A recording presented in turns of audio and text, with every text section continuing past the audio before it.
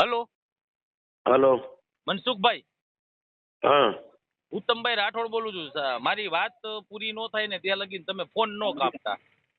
હા તમે એક સ્ટેટમેન્ટ આપ્યું છે કે 3 મહિના પછી તમે છો ને અમે જીતો. તમે એક સંસદ તરીકે આપણા સમાજના જ લોકોને જે આ ચેલેન્જ આપો છો તે કેટલી હદે વ્યાજબી છે? કઈ કઈ બાબતનો? હવે તમારો વિડીયો ગામ આખામાં ફરે, કઈ બાબતનો શું તમે જાહેર મંચ ઉપરથી બોલો છો? હા તો પણ હું તે તો કેટલું બોલું છું એવું તો પણ હું બોલ્યો છે. તમે બોલ્યા એમાં કે 3 મહિના પછી તમે જોઈ લોજો, હું જ પાછો આવવાનો છું, પછી તમે જેટલા નડો આવવાનો જ છે ને, અમે જ જીતવાના, ભાજપ જ જીતવાનો છે. એટલે તમને અભિમાન છે? હા તમે જેવું માનો તે ભાજપ છે, બીજો કોઈ જીતે ના. તમે એક વિચાર કરો કે અત્યારે આપણા આદિવાસી સમાજની કઈ પરિસ્થિતિ છે. મણિપુરની ઘટનાથી માંડી અને આપણા આખા આદિવાસી પટ્ટાની અંદર અનુસૂચિત 5 ને 6 નો જે અમલ નથી થતો, છતાં પણ તમે આ સત્તાના જોરથી અભિમાનથી જે સમાજની સામે જે નોર અભિમાન નહીં, અભિમાન તમે લોકો તમારે અભિમાન ને તમે તમારામાં આદિવાસી લાગણી હોય ને તમારી સાથે તમે એટલા ભાષામાં વાત કરો. પ્રોટોકોલ પ્રમાણે તમે એક સાંસદ છો ને એટલે સવાલ કરું છું. અને તમને રાઈટ નથી મને કહેવાનો, તમને કોઈ અધિકાર નથી મને સલાહ આપવાની. તમે કોણ મોટી ટોપી થઈ ગયા સલાહ આપવાવાળા? નથી દેતો. તમે એક સાંસદ તું છો. કોણ મોટી સલાહ આપવાવાળી? કઈ જોડ તું જાણની મૂડી છે તું? અરે ભાઈ, ઝાડની મૂડી નથી. હું એક ભારતનો નાગરિક છું. આપણા આદિવાસી અરે તું ગમે તેટલો ટોપી હોય ને, ગમે તેટલો ટોપી હોય, મારે કઈ પડી નથી. એટલે તમારો મતલબ કહેવાનો એમ છે કે તમે હા જે તું તમારી કોઈ રીતે હાલો થાય છો તે એ થોડીને બરોબર ભડાકો કરી લેજે જા. હે? તું થાય તે થોડીક ભડાકો કરી લેજે તારેથી. સાહેબ તમે અમે પાર્ટીની વિચારધારામાં કામ કરવા વાળા લોકો છે. અમે પાર્ટીની લાઈનમાં ચાલવા વાળા લોકો છે. અમારો પાર્ટીનો એજન્ડા લઈને અમે ચાલીએ છીએ. તમારા પ્રમાણે નથી ચાલવાનું અમારે. સમાજની પીડાને કઈ લેવા દેવા નથી ને, એનો મતલબ મારે પાર્ટી સાથે લેવા દેવા છે. પાર્ટી સાથે તમારે સમાજને જે તકલીફ છે ને હા મારા પાર્ટી સાથે તું રેકોર્ડિંગ કરે ટોપીના સમાજ હોય ને તારી સાથે હું મારી વાત કરું. તું તો કોણ મોટો ટોપી છે? હું હમણાં કમ્પ્લેન કરું તારા વિરોધમાં. ધમકી આપે છે ને. નહીં, હું આદિવાસી છું તો તમે મને ધમકી આપે છે ને તું મને? જોવો, ધમકી તો તમે મને આપી છે, પેલા સાંભળી લ્યો. સાંભળો, ગાળ તમે બોલ્યા છો, ધમકી તમે મને આપી છે. ના તો હું તમને એમ બતાડું છું કે હું આદિવાસી છું. તું બોલે, તારી ભાષા બધી સમજણ પડે છે. તમારી ભાષા જે રહી ઈ કેવી છે? તારી સફાઈ રેવા દે, તું રેવા દે તારી સફાઈઓ. મોટા ભાઈ, આ સફાઈ નથી, હજી સમજી લ્યો. તું રેવા દે તું રેવા દે. તારી કોઈ સલાહ નહીં. તારે જેટલી ધમકી આપી ને તેટલી આપ. નથી મોટા ભાઈ, આ સલાહ નથી. અરે તમારી, અરે વાહ બુદ્ધિશાળી, વાહ. આવી ગયા તરત પાટલી બદલી નાખી આખી વાતની. અરે તું ગધેડીના, તને મેં ઓળખું સારી રીતે. હા તું તારી સફાઈ રહેવા દે તું. છો કે નહીં એટલે મેં તમને જવાબ આપ્યો. હા તારા જીવન મારે કોઈ સલાહની જરૂર નથી. તારા મારે તમને સંવિધાનિક ધોરણે રજૂઆત નહીં કરવાની? તું મને પૂછો વાળો કોણ? અરે સંવિધાનિક ધોરણે સમાજનો વ્યક્તિ બોલું. ના તને પૂછતો નહીં. તું તો ગુંડો માણસ છે. હે? તું ગુંડો આતંકવાદી જેવો લાગ્યો મને. અરે તમે સાચી વાત. તું જે ભાષામાં વાત કરીને મને એવું લાગે કોઈ ડાઉટફુલ લાગે છે. અત્યારે આ શબ્દ બોલો છો સાહેબ મારી સાથે. ના મને તો તું નીચ ને નાલાયક માણસ લાગ્યો. આવી વાત કરે છે.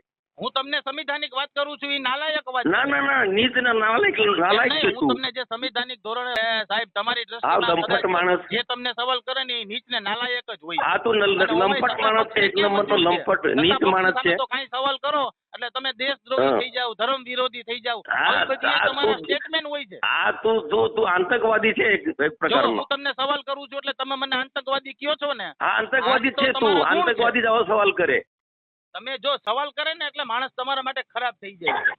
હા ના તું આતંકવાદી છે. આદત નથી, બધા લોકોની આદત છે. જેટલા લોકો સત્તા પક્ષ સાથે જોડાયેલા છે ને એ બધા જ એટલે સત્તામાં તમારી તાકાત નથી કે ભાજપ વાળાને ઉખાડી શકે. અને કાયદાકીય તમને બે તમારામાં કોઈ તાકાત નથી કે ભાજપ વાળાને હટાવી શકે. તમે એનો અર્થ પણ ઊંધો લ્યો છો ને છો. તો તમારામાં તાકાત છે, જીતો ચૂંટણી જીતો તમારામાં તાકાત હોય તો. હા તું આવીને મેદાનમાં તારામાં તું લડી લે. તારા તું ઘંટા. હવે તમે મર્યાદા ઓળખો છો સાહેબ. તમે વાતનો ટ્રેક ચેન્જ કરો છો. હે ગધેડીના તું એટલે તું કોણ? મોટો ટોપી આતંકવાદી છે. હા સાહેબ, તમે મને આતંકવાદી કયો છો? આ બધી વસ્તુ તું જે ભાષા વાત કરે ને નક્સલવાદી ને આતંકવાદી છે તું. સાહેબ એવો મને અનુભવ નથી, તમને હશે. હું તો એવા કોઈ વ્યક્તિને મને ઓળખતો મને નથી. લાગ્યું તારી ભાષા પરથી. સાહેબ એવો અનુભવ તમને હોય, હું તો એવા ના કોઈ ના, તું વ્યક્તિને છે જ ઓળખતો જ ને. નથી. તું છે જ. તું આતંકવાદી નક્સલવાદી જ છે. જો ચૂંટણી પ્રચારમાં જે કાર્યકર્તાનો ઉત્સાહનો જુસ્સો હોય ને કોઈ કાર્યકર્તાની જે લાગણી હોય એને અમારે માન આપવું પડે. અલગ અલગ જગ્યા પર લોકો કોઈક ખંધે બેસાડે છે, કોઈક બગી પર પણ બેસાડે, કોઈક ઘોડા પર બેસાડે.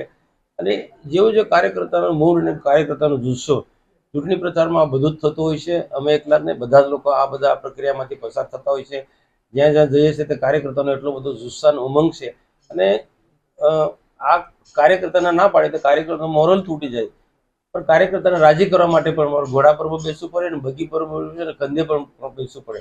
અને આ વખતના જે આખા સમગ્ર લોકસભા વિસ્તારની અંદર કાર્યકર્તાનો એટલો બધો જોમનો જુસ્સો જોવા મળ્યો છે કે અને કાર્યકર્તા કૂદીને પૂરી તાકાતથી ભારતીય જનતા પાર્ટીને ભરૂચ લોકસભા જીતાડવા માટે પૂરી તાકાત અજમાવી રહ્યા છે. એમાં આવા બધા કાર્યક્રમો પણ થતા હોય છે. મારા જીવનની અંદર લગ્ન ઉપરાંત બાકીના ઘણા બધા સમયે જીત્યા પછી પણ ઘોડા પર બેસવાનું થયું છે, બગી પર પણ બેસવાનું થયું છે. અને ખુલ્લી જીપમાં પણ જે મિલિટરી જીપ હોય એમાં પણ બેસવાનું થયું છે. કાર્યકર્તા જે રીતના જે વ્યવસ્થા કરે એ વ્યવસ્થાનો અમે સ્વીકાર કરીએ છીએ અને એને માન આપીને આ બધા ઘોડા પર પણ બેસવાનો થાય એને બગી પર પણ બેસતા હોઈએ છીએ.